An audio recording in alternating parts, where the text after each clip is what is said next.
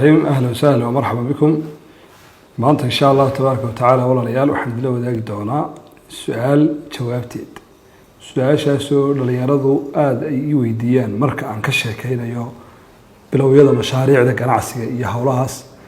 Inta badan waxay caqabad u arkaan waxa la yiraahdo ra'samaalka lagu bilaabayo mashaariicda. Deeto waxay weydiiyaan mashruuc miyaa la bilaabi karaa ra'samaal la'aan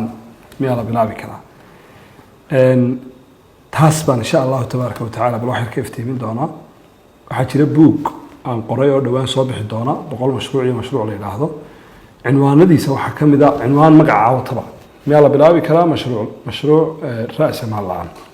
insha Allah markuu soo waxaan kale akhrin doontaan 100 mashruuc iyo skills badan iyo ganacsiga sida loo bilaabo loo adkeeyo waxyaabo badan uu ka warrami doonaa. waxaan insha Allah tabaaraka wa tacaala idin tilmaamayaa laba qodob oo kaliya. qiso nawaan tilmaami doonaa wixii aan raacinaya ee ku saabsan mashruuc in la bilaabi karo ra'samaal la'aan iyo ra'samaal lagu bilaabi karo wax ka soo dhex bixi doontaa waxa aynu maqlayno. YouTube waxaad ku qortaan in magaciisa la yiraahdo Robert Samuel nin Mareykan oo nin madow ah oo arki kartaan ninka qisadiisu bilaa camal buu noqday. isaga idinka jawaabay in la bilaabi karo bal ra'samaal la'aan mashruuc la bilaabi kariyo in la bilaabi karin.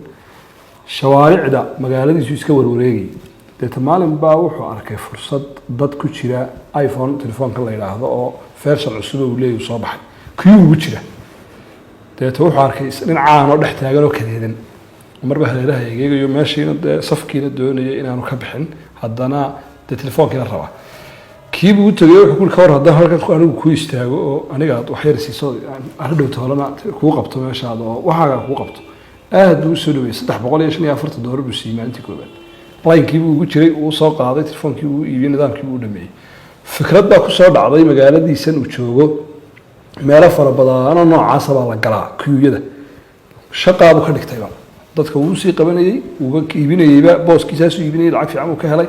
markii dambe group buu ururiyay groupkii uu ka sameeyay shirkad magac iyo brand buu sameeyay waxa ay siiyay siyaabaha waxay siinayeen oo tilmaamay waxa deedo la wareysanayo YouTube kood keeni doontaan kaalada yar baanu sameeynay buuri kaalada yar baanu sameeynay buuri oo ku qoray warwarin anaga ku sugi doona maanta kadib saf taagnaan maysid deeto waanu siinaa qofka dadku ay akhristaan waa bana soo wacaan buu ku leeyahay sidii bay shirkadii ku dhaqaaqday oo lacag fiican kaga macaashay waxa cajiib ah ku leeyahay fikradaasi oday iyo islaan iyo cid walba iyo ku xanuunsan iyo qof walba ka shaqo gali kara waa halka fadhiyo ku yar siqoon cid waliba shaqadii way gashay shirkadiina waa caan oo way shaqaysaa maanta oo waa mid la yaqaan oo macruufa taas waxay kaaga jawaabaysaa mashruuc la bilaabi karaa wax la'aan. okay nin baa wuxuu iga warramay oo qodobka labaad nin Yemeni ah oo qoliyo soo qaxaya oo Hargeysa mashruuc ka bilaabay zero isagoo ka bilaabay saas oo kale bakhaar buu tagay waliyaan dumarka dhar ku soo iibiyaan kadibna wuxuu ka codsaday nin kale oo damiina uu ka haystay oo ay iskaranayaan wuxuu waxa la siisaan dhar aan iibiyo ana suuqa geynaya lacagta ka soo baxda faa'iidada yar baan saaranaya saasuu marka annaan kaga macaashay kii bakhaarkuna uu sii daayay dhowr darsin oo dhar dumar iyo dhar meelahan cadaani iyo Hargeysa oo la garanaya agaarkaas uu la wareegaystaa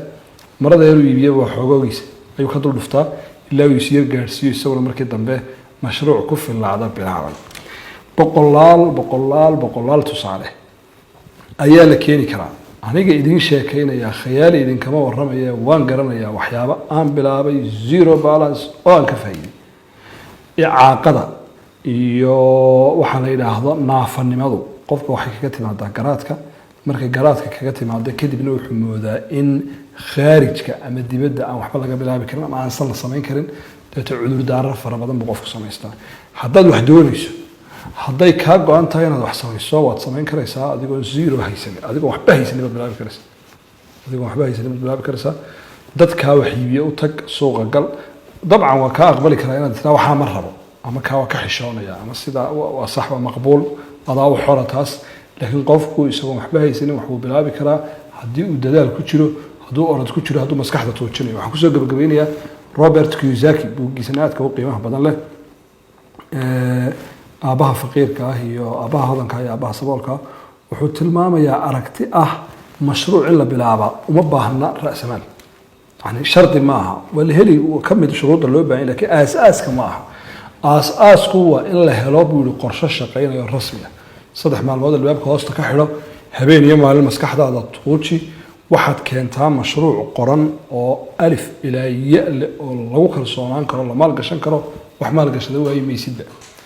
hadee waa inaad barato skillskii lagu qoraayay mashruuc lagu sahminayo suuqgeyntiisii iyo sanadka wuxuu soo saaraya iyo riskigiisa iyo sida loo manage gareynayo iyo SWOT analysiskiisa iyo xil badan buu kaaga baahan yahay aqoon badan